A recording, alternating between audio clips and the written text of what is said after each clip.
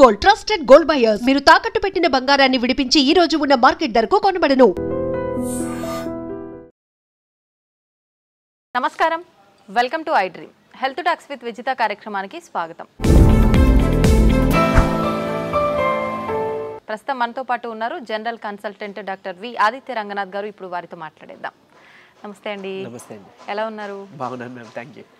అయితే షుగర్ చాలా పెద్ద సమస్యగా మారిపోతుంది. చిన్నపిల్లల నుంచి పెద్దవాళ్ళ వరకు చాలా మందిలో చూస్తున్నాం. ఆహార రీత్యా కొంతమందికి వస్తే, జెనెటిక్స్ పరంగా కొంతమందికి, ఏదేమైతేనేంటి అందరిలో ఈ సమస్య అయితే ఎక్కువగా. ఇంట్లో నలుగురు ఉంటే ఇద్దరికి ఈ సమస్య చూస్తూనే ఉన్నాం. ఒకవేళ షుగర్ని రివర్స్ చేయాలి అంటే గనక అవకాశం ఉందంటారా? ఉంటే గనక ఆ టిప్స్ ఏంటో తెలియజేయండి. సో ఇప్పుడు డయాబెటీస్ వచ్చింది, లేకపోతే బీపీ వచ్చింది, థైరాయిడ్ వచ్చింది, లేకపోతే వాట్ ఎవర్, ఇదివరకు మనం విన్నది ఏంటి అని అంటే ఒక్కసారి వస్తే లైఫ్ లాంగ్ అది తగ్గడానికి ఆస్కారం లేదు. సో మనం ఏం చేయొచ్చు, కంట్రోల్లో పెట్టుకోవాలి. సో డ్రగ్స్, అదే మన మెడిసిన్ తీసుకుంటాము రెగ్యులర్గా, ఆపకుండా తీసుకుంటే కంట్రోల్లో ఉంటుంది కాబట్టి భయపడాల్సిన అవసరం లేదని చెప్తారు. అయిపోయింది, అది అక్కడతో అయిపోయింది. బట్ ఇప్పుడు రీసెంట్ అంటే చాలా ఇయర్స్ నుంచి మనకి తెలిసిందే ఏంటి అని అంటే వీటన్నిటిని కూడా మనం రివర్స్ బ్యాక్ చేసుకోవచ్చు. కాకపోతే ఆ పద్ధతి తెలియక, చాలా మంది అవేర్నెస్ లేక ఇంకా అదే భయంతో ఇప్పటికీ ఉన్నారు. అంటే ఒక్కసారి వస్తే తగ్గదు, మనం ఖచ్చితంగా టాబ్లెట్స్ మీద బ్రతకాలి లైఫ్ లాంగ్. సగం ఆ థాటే ఇంకా అనారోగ్యం తీసుకొస్తుంది అనమాట. సో అసలైన నిజం ఏంటి అని అంటే డయాబెటీస్ని కూడా మనం రివర్స్ చేసుకోవచ్చు ఖచ్చితంగా. అంటే నేను చెప్తుంది రివర్స్ అంటే పూర్తిగా డయాబెటీస్ అసలు లేకుండానే మనం ఫర్దర్గా మనం జీవించవచ్చు, మన లైఫ్ లీడ్ చేయొచ్చు. అవకాశం ఖచ్చితంగా ఉంది. అంటే ఆరోగ్య సూత్రాలు పాటించడం వల్లనే. ఏంటండి మరి అవి? సో మెయిన్గా ఇప్పుడు డయాబెటీస్ రావడానికి కారణం ఒకటి ఇన్సులిన్ రెసిస్టెన్స్. సరే, ఇన్సులిన్ రెసిస్టెన్స్ అంటే ఏం లేదండి, ఇప్పుడు మనం ఎక్కువసార్లు తీసుకుంటాం, డే మొత్తంలో ఎక్కువసార్లు తినడం, లేదా ఏదైనా మధ్యలో గ్యాప్స్లో మళ్ళీ ఇప్పుడు లంచ్, డిన్నర్, పొద్దున్న బ్రేక్ఫాస్ట్కి మధ్యలో మళ్ళీ ఏదైనా టీ, ఏదో కాఫీ అలవాటు ఉంటుంది, లేదంటే ఇంకేదైనా స్నాక్స్ తింటాం. ఇలాంటి అలవాటు ఎక్కువ అయిపోయి ఏంటి అని అంటే మనం ఏది తిన్నా ఏది తాగినా, అంటే వాటర్ తప్పిస్తే మిగిలిన ఏం తీసుకున్నా మన బాడీలో ఇన్సులిన్ ప్రొడక్షన్ జరుగుతుంది. సో టైప్ 2 డయాబెటీస్ అంటాం ఏంటి, ఇన్సులిన్ ప్రొడక్షన్ ఉంటుంది మన బాడీలో, జనరేట్ అవుతుంది, కానీ ఆ కణాలు సరిగ్గా ఇన్సులిన్ని యూజ్ చేసుకోలేకపోతున్నాయి. దాన్ని టైప్ 2 డయాబెటీస్ కింద పరిగణిస్తున్నారు. ఒకవేళ ఇన్సులిన్ ప్రొడక్షనే లేదు బాడీలో, మన ప్యాంక్రియాస్ సరిగ్గా పనిచేయట్లేదు, అందులో ఐలెట్స్ ఆఫ్ లాంగర్హాన్స్ అని ఒక కణాలు ఉంటాయి, దాని నుంచే మనకి ఇన్సులిన్ వస్తుంది. సో ఇన్సులిన్ సరిగ్గా ప్రొడక్షన్ లేదు అని అంటే అది టైప్ 1 కింద మనం పరిగణిస్తున్నాం. చిన్నపిల్లల్లో కూడా టైప్ 1 అది చూడొచ్చు. సో ఇప్పుడు ఇన్సులిన్ ప్రొడక్షన్ జరిగి మనం తిన్న ప్రతిసారి మన గ్లూకోజ్ లెవెల్స్ ఏదైతే ఉందో అది మేనేజ్ చేయడానికి ఇన్సులిన్ ప్రొడక్షన్ జరిగి, అంటే స్పైక్ అయ్యి అది కంట్రోల్ తీసుకొచ్చి మళ్ళీ అది ఇన్సులిన్ తగ్గి ఆ స్పైక్ తగ్గి మళ్ళీ మనం తింటున్నాం, మళ్ళీ పెరుగుతుంది కదా. ఇలా అస్తమానం పెరిగి తగ్గడం వల్ల మన బాడీ అలవాటు పడిపోతుంది ఆ ఇన్సులిన్, సెట్ అయిన ఇన్సులిన్ లెవెల్కి. సో ఇన్సులిన్ రెసిస్టెన్స్ వచ్చేస్తే ఏమవుద్ది, ఇదే గ్లూకోజ్ని, అంటే రోజువారీ తినే సేమ్ అదే మోతాదు ఒక గ్లూకోజ్ని మనకి ఇప్పుడు మెటబలైజ్ చేయాలి అని అంటే ఇన్సులిన్ ఈ మోతాదుకి మించి ఇంకా ఎక్స్ట్రా ప్రొడక్షన్ జరగాల్సి వస్తుంటుంది అనమాట. అంటే ఈ లెవెల్కి అది కంట్రోల్కి రావట్లేదు, దాన్నే ఇన్సులిన్ రెసిస్టెన్స్ అంటున్నాం. సో మనం చేయాల్సిన పని ఏంటి అంటే ఇన్సులిన్ రెసిస్టెంట్ తగ్గించి ఇన్సులిన్ సెన్సిటివిటీ మనం పెంచుకోవాలి ఒకటి. తర్వాత ఆహారంలో చిన్న మార్పులే, అంటే ఇప్పుడు డయాబెటీస్ మనం ఇది చేయాలి అని అంటే సరే ఏముంది రైస్ మానేయండి అని చెప్తారు, అంతే కదా, మాకు చాలా ఇబ్బంది, మేము చేయలేము అని అంటారు. అలా ఏం కాదు, కొన్ని పద్ధతులు ఉన్నాయి, నేను చెప్తాను ఇప్పుడు ఖచ్చితంగా. అది పాటిస్తే ఏకంగా డయాబెటీస్ చక్కగా కంట్రోలే కాకుండా రాబోయే రోజులు, అంటే మీకు ఫస్ట్ 3 months 4 months కంట్రోల్ తెచ్చుకుంటారు. ఆ పైనుంచి మనకి టార్గెట్ ఏంటి అని అంటే మనం వాడుతున్న మెడిసిన్ నెమ్మదిగా డోస్ తగ్గించుకోగలగాలి. అంటే తగ్గించగలగాలంటే ఆటోమేటిక్గా మనకి లెవెల్స్ తగ్గితే యాజ్ ఏ మీ డాక్టర్ కానీ మేము కానీ తగ్గించగలుగుతాం కదా. తగ్గించిన తర్వాత దీన్ని పూర్తిగా రివర్స్ బ్యాక్ చేసుకొని నార్మల్ లైఫ్, అంటే ఆ ఫుడ్ని తీసుకుంటూ చక్కగా మనం ఎలాంటి ట్రీట్మెంట్, అంటే ఈ డ్రగ్స్ తీసుకోకుండా ఉండడం. మళ్ళీ అది తగ్గిపోయిన తర్వాత మళ్ళీ పంచదార తినేస్తాం, మైదా పిండి తినేస్తాం, గోధుమ పిండి తినేస్తాం, లేకపోతే ప్రాసెస్డ్ ఫుడ్ తినేస్తాం. అంటే అసలు అదే మెయిన్ ప్రాబ్లం. అంటే high saturated fats, high carbohydrates ఉండడం వల్లనే మనకు వస్తుంది. ఇది వరకు వాళ్ళకి, అంటే మన పెద్దలకి అప్పట్లో ఎందుకు రాలేదంటే వాళ్ళు ఇవేం తీసుకోలేదు కాబట్టి వాళ్ళకి రాలేదు. సో మనం అది ఫుడ్డే ఇది ఫుడ్డే కదా, ఏదో నార్మల్ లైఫ్, అంటే తగ్గిన తర్వాత మళ్ళీ తినేయచ్చు అన్న వాళ్ళకి ఇది ఆన్సర్ చెప్తున్నా. సో అది కాదు, నార్మల్గా మీరు రైస్ తీసుకోవచ్చు, రైస్ పూర్తిగా మానే అవసరం లేదు, కాకపోతే రైస్తో పాటు కొన్ని తీసుకోవాల్సి ఉన్నాయి.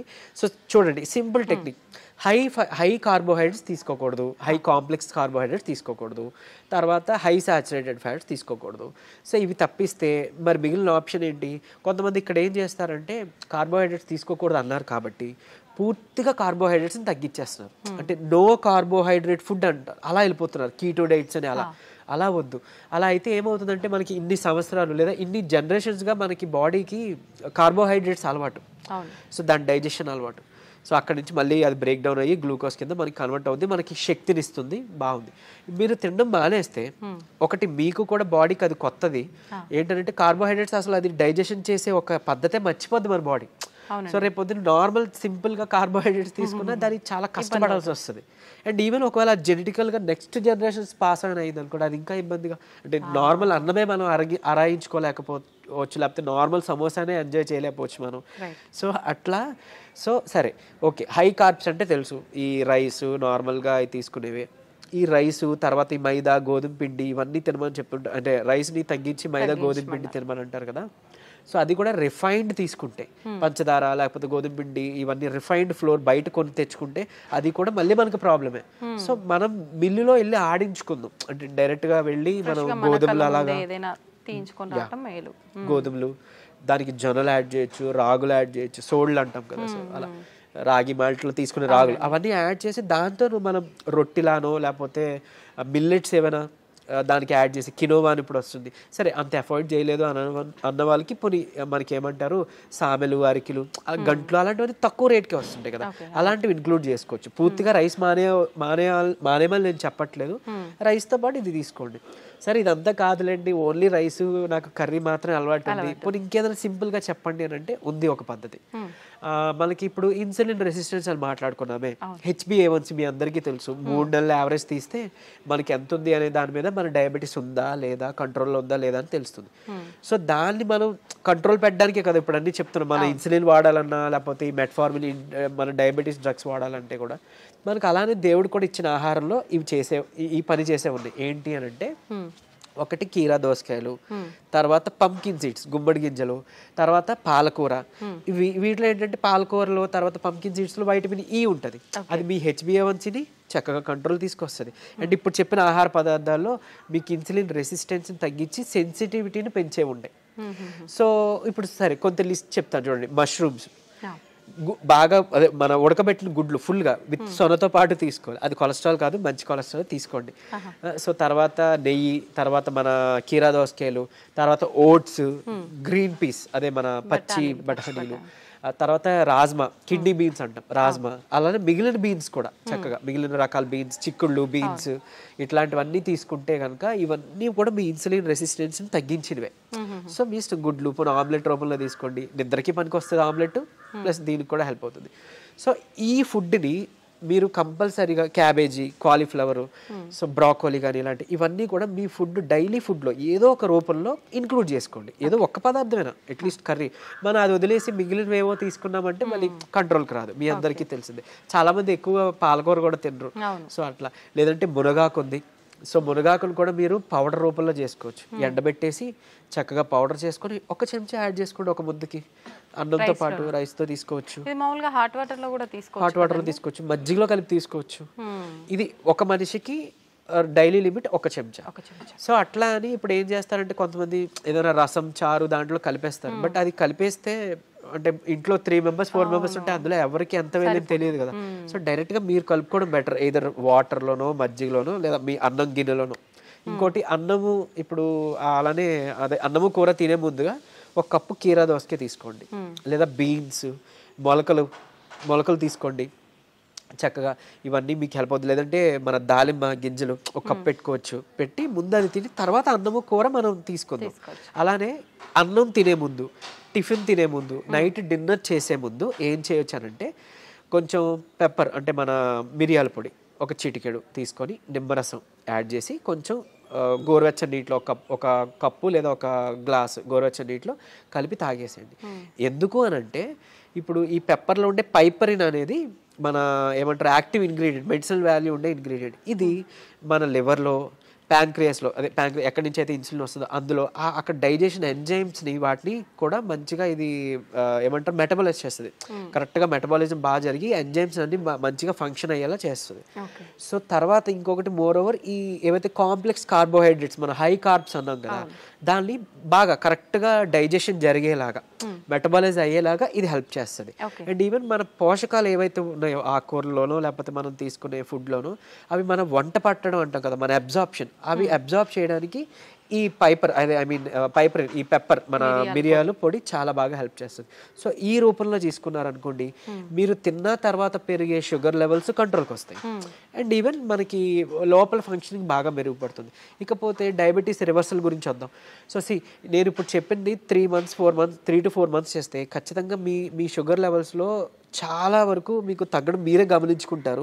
మీరు ఇంత అద్భుతంగా పనిచేస్తుందా అని అంటారు.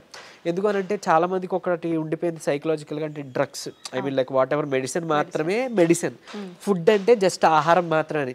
అసలు కాదు.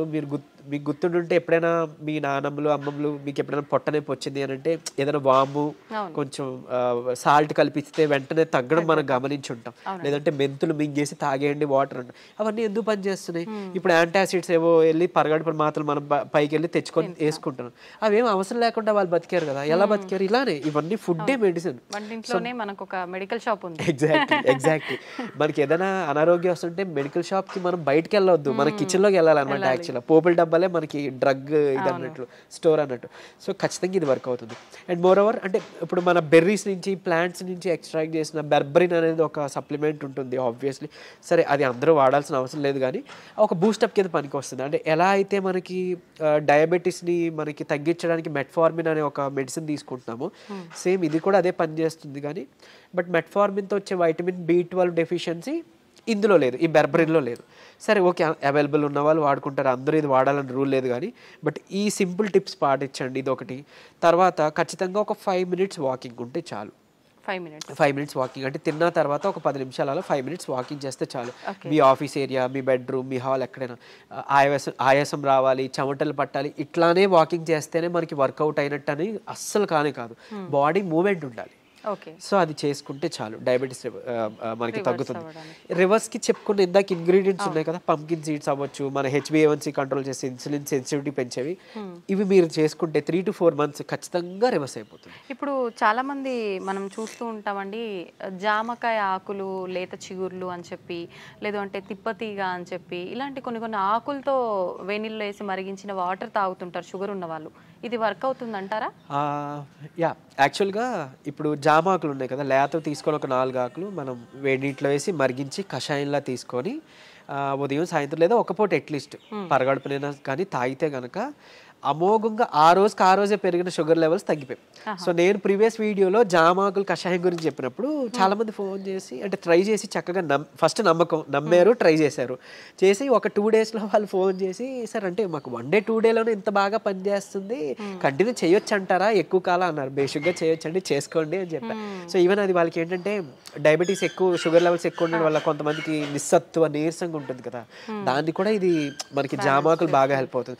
జామకాయ తినొచ్చు, బొప్పాయి తినొచ్చు, అట్లానే జామాకులు కషాయం బాగా హెల్ప్ అవుతుంది, తీసుకోవచ్చు. తిప్పతీగ కూడా తీసుకోవచ్చు. బట్ తిప్పతీగ చాలా మంది తెలియక కోవిడ్ టైంలో అంటే ఇప్పుడు వైరస్ నుంచి బయటపడాలని తెలియక చాలా మంది ఓవర్ డోసెస్లో తీసుకుని వితిన్ 15 daysలో వాళ్ళ లివర్ మొత్తం డ్యామేజ్ అయ్యి ఎమర్జెన్సీ వార్డులో అడ్మిట్ అవ్వడం, చనిపోవడం జరిగింది. కానీ నేను ఇక్కడ చెప్పే ఒక ముక్క, తిప్పతీగ ప్రాబ్లం కాదు, ఓవర్ డోస్ ప్రాబ్లం. కాబట్టి తిప్పతీగని మనం ఇప్పుడు ఒకవేళ ఒక లైక్ 1 inch తీసుకున్నాం అనుకోండి, ఆ రూట్ ఏదైతే ఉందో దాన్ని బాగా బాయిల్ చేసి మనం దాన్ని తాగొచ్చు. దాంట్లో కొంచెం ఉసిరి పొడి యాడ్ చేయొచ్చు, లేదంటే మునగాకు యాడ్ చేసుకోవచ్చు 1/2 spoon అట్లా. ఇలాగా మనం తీసుకున్నాం అనుకోండి మనకి మంచిగా బెనిఫిటే. ఇప్పుడు అలాగని ఏంటి ఫ్లాక్ సీడ్స్ ఉన్నాయి, అవిసె గింజలు ఉన్నాయి. అవిసె గింజలు మనకి కొలెస్ట్రాల్ తగ్గిస్తుంటుంది, డయాబెటీస్ని రివర్స్ చేస్తుంది బాగా. అంటే ఒక 2 చెంచాలు మనం పౌడర్ లాగా తయారు చేసుకొని మనం ఫ్లాక్ సీడ్స్ తీసుకుంటే, ఇదే ఫ్లాక్ సీడ్స్ గురించి ఒక పేపర్లో ఒక ఆర్టికల్ వచ్చింది. ఏంటి ఫ్లాక్ సీడ్స్ తీసుకోకూడదు, లివర్కి మంచిది కాదు, లేకపోతే ఇంకోటి ఏదో అని. కరెక్టే, ఏదైనా అతిగా తీసుకుంటే మనకి ఫుడ్ అయినా ఆబ్వియస్లీ కదా. సో అంతే, అది పట్టుకొని ఉండొద్దు. అరే ఇప్పుడు తిప్పతీగ ఏదో ప్రాబ్లం, సరే తిప్పతీగ పక్కన పెడితే అట్లీస్ట్ ఫ్లాక్ సీడ్స్, ఉసిరికాయ ఫ్లాక్ సీడ్స్, లేకపోతే మన ఏమన్నాం మన పెప్పర్, సో ఇట్లాంటివి ఉన్నాయి కదా, వీటి వల్ల ఏం చేయటం జరగదు. డామ్ షూర్ మంచిదే. సో లిమిట్లో తీసుకోండి. ఇంకోటి ఫ్లాక్ సీడ్స్ గురించి ఇప్పుడు మాట్లాడుకున్నాం కాబట్టి చాలా మంది తెలియక దాన్ని పౌడర్ చేసి స్టోర్ చేసుకుంటున్నారు. వద్దు, అది ఏంటి అంటే ఆక్సిజన్ కి సెన్సిటివ్ అనమాట, ఎయిర్ సెన్సిటివ్ యాక్చువల్గా. దీన్ని మనం ఎంత ఎయిర్ టైట్ దీంట్లో స్టోర్ చేసుకున్నా, ఎంత అమోఘంగా పనిచేస్తుందో ఇది అంత చేడ్ చేస్తుంది స్టోర్ చేస్తే. ఆక్సిడైజ్డ్ అయిపోతే మనం ఎంత ఇది చేసినా అది అయిపోతుంది. సో ఫ్రెష్గా తయారు చేసుకోండి. ఒక 2 చెంచాలు చిన్న మిక్సీ గిన్నెలో మాత్రం అవుతుంది, పెద్ద మిక్సీ గిన్నెలో అవ్వదు. సో చేసుకొని మీరు బటర్ మిల్క్లో మిక్స్ చేసుకోవచ్చు. కొలెస్ట్రాల్ తగ్గుతుంది, డయాబెటీస్ రివర్సల్కి హెల్ప్ అవుతుంది. అండ్ ఈవెన్ మనకి బయట బనానా ఫ్లోర్ అని దొరుకుతుంది, అరటి దీని నుంచి తీసిన పిండి. సో అది ఆన్లైన్లో వాటిలో అవైలబుల్, దాన్ని తెచ్చుకోండి. ఒక చెంచా చక్కగా బటర్ మిల్క్ దీంట్లో మిక్స్ చేసుకోండి. ఈ ఫ్లాక్ సీడ్స్ని మిక్సీలో పౌడర్ చేసుకోండి, పరగడుపునే తాగండి. మీకు డయాబెటీస్ని కంట్రోల్ రివర్స్ చేయడానికి హెల్ప్ అవుతుంది. ఎందుకు అంటే రెసిస్టెన్స్ స్టార్చ్ అదన్నీ ఉంటేనే మనకి యూజువలీ చాలా ఇదనమాట. సో డయాబెటీస్ రివర్స్ చేయడంలో ఈ అరటి ఫ్లోర్ ఏదైతే ఉందో అమోఘంగా పనిచేస్తుంది. ఒక్క చెంచా చాలు, మీరు తినే దాంట్లో ఎందులో కలుపుకోవచ్చు. ఈవెన్ ఏమంటారు, మీరు తినే ఏదైనా అట్టు రొట్టెలో వేసుకోండి, లేదంటే ఇలా బటర్ మిల్క్లో మిక్స్ చేసుకోండి. ఇది ఖచ్చితంగా మీ డయాబెటీస్ రివర్సల్కి హెల్ప్ అవుతుంది. సో ఎందుకు, ఇన్సులిన్ రెసిస్టెన్స్ మనకి మెయిన్గా రివర్స్ అవుతుంది కదా, అంతే. ఇదే సీక్రెట్ ఫార్ములా, ఇది నమ్మి చేయండి. నిజంగా చెప్తున్నా, మీరు ఇయర్స్ డ్రగ్స్ అది వాడాల్సిన అవసరం లేదు. అండ్ ప్రీవియస్గా ఒక వీడియోలో నేను చెప్పాను, లైక్ పరగడుపున ఒక చెంచా కలబంద గుజ్జు తీసుకోండి అని.